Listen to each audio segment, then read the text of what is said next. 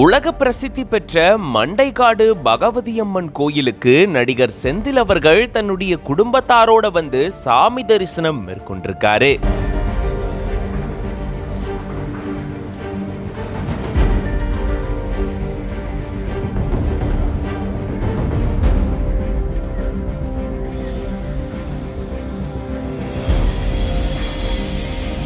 கன்னியாகுமரி மாவட்டம் மண்டைக்காடுல உலக பிரசித்தி பெற்ற பெண்களின் சபரிமலை அப்படின்னு அழைக்கப்படக்கூடிய பகவதி அம்மன் ஆலயம் இருக்கு. இந்த ஆலயத்துக்கு நாள்தோறும் எக்கச்சக்கமான பக்தர்கள் வந்து அம்மனை வழிபட்டுட்டு போறது வழக்கமா இருக்கு. உள்ளூர்வாசிகள் மட்டும் இல்லாம வெளி மாவட்டங்கள் வெளி மாநிலங்கள்ல இருந்தும் எக்கச்சக்கமான பக்தர்கள் இந்த கோயிலுக்கு வந்து பகவதி அம்மனை தரிசனம் செஞ்சுட்டு போறாங்க. இந்த சூழல்ல தான் தமிழ் சினிமாவுடைய முன்னணி நகைச்சுவை நடிகரான செந்தில் அவர்கள் தன்னுடைய குடும்பத்தாரோட மண்டைக்காடு பகவதி அம்மன் கோயிலுக்கு வந்து அம்மனை தரிசனம் செஞ்சுட்டு போயிருந்திருக்காரு. 80-90 காலகட்டங்கள்ல கவுண்டமணி செந்தில் காம்போக்கு ஈடுனை இப்போ வரைக்கும் கிடையாதுங்க அப்படின்னு இப்போ கூட ரசிகர்கள் இவரை கொண்டாடிட்டு இருக்காங்க.